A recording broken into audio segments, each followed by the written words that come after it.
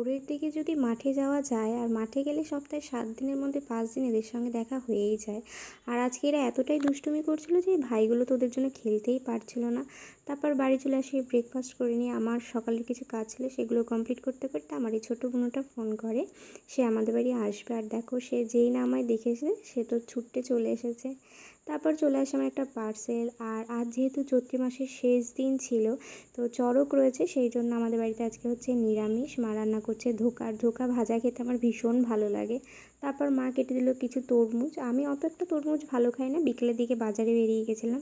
রাত পোহালে যেহেতু পয়লা বৈশাখ, সেই জন্য ঠাকুরের কিছু ড্রেস কেনার ছিল, সেই জন্য। আর মাসি ফোন করে যে সবাই মিলে যাচ্ছে চড়ক দেখতে। আর আমিও যে তো আগে কখনো চড়ক দেখিনি, সেই জন্য এই সুযোগটা আর মিস করিনি। এখানে আমাদের কিছু একটা নিয়ে খুব হাসাহাসি হচ্ছে, জানি না কী কথা হচ্ছিল। তো তারপর সবাই মিলে আমরা চলে যাই যেখানে চড়ক দেখতে যাচ্ছিলাম আর কি। আর এখানে আসার পর তো দেখি যেদিকেই তাকাচ্ছি সেদিকেই অসংখ্য মানুষ। আর এখানে রয়েছে চড়কের ঠাকুর, ঠাকুরের সঙ্গে সঙ্গে আরও কিছু রয়েছে, সেগুলো আমি কী জিনিস কিছুই জানি না, আগেই তোমাদেরকে বললাম।